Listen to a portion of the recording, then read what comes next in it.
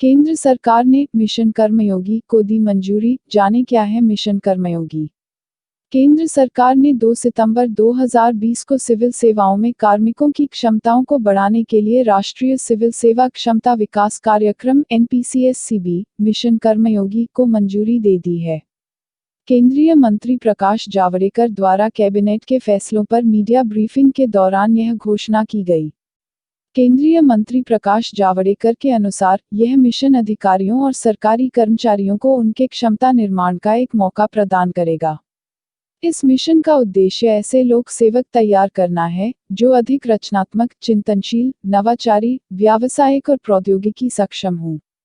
इस मिशन के तहत नियुक्ति के बाद सिविल अधिकारियों समेत अन्य सरकारी कर्मचारियों की क्षमता बढ़ाने के लिए उन्हें खास ट्रेनिंग दी जाएगी। मिशन कर्मयोगी सिविल सेवा क्षमता निर्माण के लिए एक राष्ट्रीय कार्यक्रम है।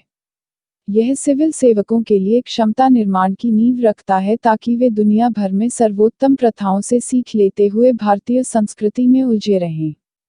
मिशन कर्मयोगी क्या है? कर्मयोगी मिशन योजना सरकार की ओर से अधिकारियों की क्षमता को बढ़ाने की सबसे बड़ी योजना है। मिशन कर्मयोगी का उद्देश्य व्यक्तिगत सिविल सेवकों की क्षमता निर्माण के साथ साथ संस्थागत क्षमता निर्माण पर ध्यान देना है।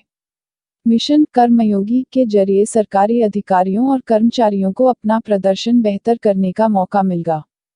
मिशन कर्मयोगी के तहत सिविल सेवा क्षमता निर्माण योजनाओं को प्रधानमंत्री की अध्यक्षता वाली एक परिषद को मंजूरी दी गई। मुख्यमंत्री इस परिषद के सदस्य होंगे। मिशन कर्मयोगी के तहत सिविल सेवा अधिकारियों को क्रिएटिव, कल्पनाशील, इनोवेटिव, प्रोएक्टिव, पेशेवर, प्रगतिशील, ऊर्जावान, सक्षम, पारदर्शी और तकनीकी तौर पर दक्ष बनाकर भविष्य के लिए तैयार किया जाएगा। इस योजना का प्रमुख लक्ष्य अधिकारियों की स्किल बढ़ाना है। राष्ट्रीय सिविल सेवा क्षमता विकास कार्यक्रम NPCSCB के तहत इस मिशन को शुरू किया गया है।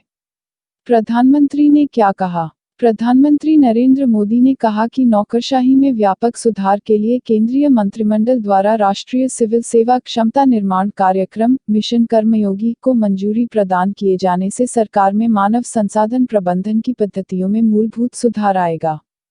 उन्होंने ट्वीट कर कहा कि सिविल सर्विस क्षमता निर्माण के लिए राष्ट्रीय कार्यक्रम मिशन कर्मयोगी सरकार में मानव संसाधन प्रबंधन कार्यप्रणाली में मौलिक सुधार करेगा। इस मिशन का उद्देश्य। मिशन कर्मयोगी का मुख्य उद्देश्य पारदर्शिता और प्रौद्योगिकी के माध्यम से भविष्य के लिए सरकारी कर्मचारियों को अधिक सृजनात्मक, रचनात्मक और नवोन्मेषी बनाना है।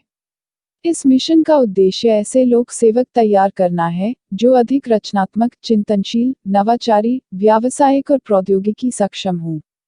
मिशन कर्मयोगी की निगरानी। मिशन कर्मयोगी की निगरानी एवं मूल्यांकन 4 चरणों में होगा। पहला, सबसे पहले प्रधानमंत्री का डैशबोर्ड विभागों के लिए वार्षिक स्कोरकार्ड एवं रैंकिंग के साथ KPI क्षमता विकास की वास्तविक सूचना के आधार पर। दूसरा, इसके बाद क्षमता विकास योजना के तहत लक्ष्य निर्धारण प्रत्येक विभागों द्वारा प्रस्तुत की गई वार्षिक योजनाओं का राष्ट्रीय आकांक्षाओं के साथ संरेखण।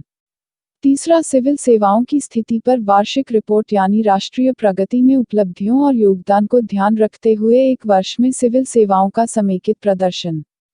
चौथा, निष्पक्ष लेखा परीक्षा यानी क्षमता विकास आयोग द्वारा नियमित लेखा परीक्षा और गुणवत्ता आश्वासन के अतिरिक्त इस कार्यक्रम की तीसरा पक्ष द्वारा लेखा परीक्षा। कहीं भी बैठकर ट्रेनिंग ले सकते हैं। मिशन कर्मयोगी के तहत ट्रेनिंग का एक नया प्लेटफॉर्म विकसित किया जाएगा। नए डिजिटल प्लेटफॉर्म से अब सिविल सर्विस अधिकारी कहीं भी बैठकर ट्रेनिंग ले सकते हैं।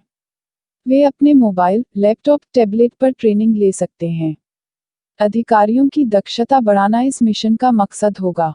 केंद्रीय मंत्री जितेंद्र सिंह ने कहा कि प्रधानमंत्री के हस्तक्षेप के बाद यह योजना लाई गई है। इससे कर्मचारियों के व्यक्तिनिष्ठ मूल्यांकन को समाप्त करने में मदद करेगा।